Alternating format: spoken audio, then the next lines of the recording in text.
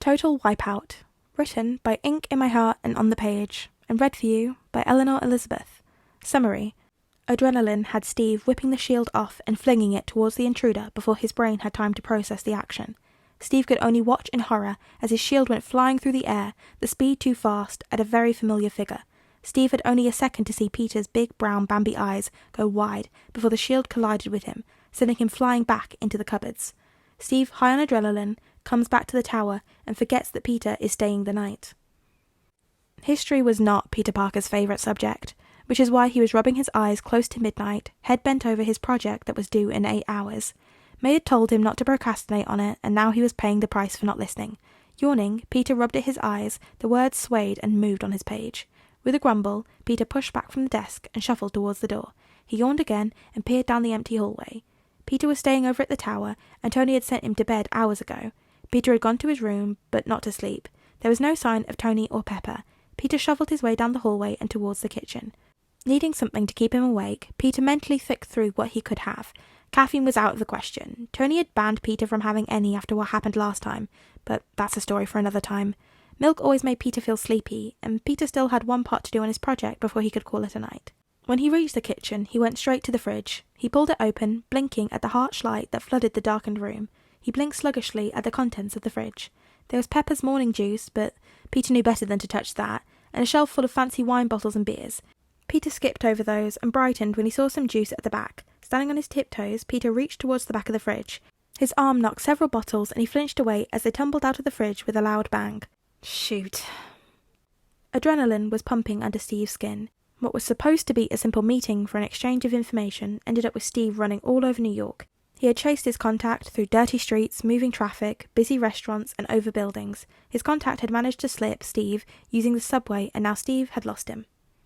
Angry and frustrated, Steve headed back to the tower. When he finally reached the tower, he was still caught up on reviewing where he had gone wrong. His contact had come with a reliable source, and Steve didn't understand what had made the van run the way he did. The Avengers floor was quiet when Steve entered. Most of the occupants were out at the moment, leaving only Tony, Bruce, and Steve to occupy the higher levels of the tower. Steve made his way into the darkened kitchen, thinking that perhaps a beer could take the lingering edge off. Shoot! Adrenaline had Steve whipping his shield off and flinging it towards the intruder before his brain had time to process the action. Steve could only watch in horror as his shield went flying through the air, the speed too fast, at a very familiar figure. Steve only had a second to see Peter's big brown Bambie eyes go wide as the shield collided with him, sending him flying back into the cupboards. Peter! Steve rushed over to Peter. The kid was slumped on the ground, the shield covering half his body. Steve picked it up, tossing it away with a clatter. He carefully cupped Peter's cheeks, his blood running cold through his veins. He'd forgotten that Peter was staying in the tower. He had thought he was an intruder. He was an idiot. And he was in so much trouble. Queens, can you hear me? Steve begged, lightly tapping Peter's cheek. Peter's eyes fluttered open and a small moan slipped past his lips. Peter, can you hear me? Good shot, Peter rasped, giving Steve a loose thumbs up. Epic throw. Steve huffed at Peter's carefree attitude. Tell me where it hurts. Ribs, Peter gasped out. Steve flinched. If Peter was willingly admitting where it hurt, then the kid was in a lot of pain. Tony had told them when Peter had first joined them that the kid liked to play off his injuries. They hadn't believed him until one mission where Peter had kept a bullet wound quiet for 8 hours. They wouldn't have known had Friday not alerted him to the fact that Peter was trying to remove the bullet with a pair of tweezers in the bathroom. The resulting lecture had even Steve wincing with the sympathy, and it had been a good lesson for them all. Now there was a trap the spider protocol after every mission where they caught Peter before he could slink away and have him checked out in the medbay. Friday, alert Tony that I'm taking Peter to medbay, Steve directed to the ceiling. He looked back down at Peter, his heart stuttering as he took in the kid's scrunch-up features that reflected the kid's pain. This is going to hurt. Just try to breathe. Sliding his arms under Peter, Steve lifted him up. He soothed Peter as he cried out in pain and hurried to the elevator. Friday had the doors open, and as soon as they were in, the doors slid shut and the elevator started moving down. I am so sorry, Pete, Steve said, his heart aching in his chest. I didn't mean to. I'm so sorry. It's cool, Peter rasped out. Ned will never believe this.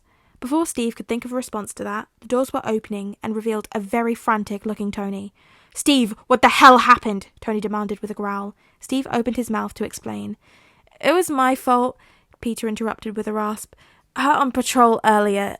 Didn't tell you. kid. Tony's face fell. You should have said something. Sorry, Peter whimpered. Hurts now. Come, Steve. Tony ushered them into walking. Bruce is on his way. He said to get the kid comfortable and get his shirt off. Steve could only follow Tony. His mind was reeling. Peter had lied. He had saved Steve from having to tell Tony that he had all but wiped the kid out with his shield.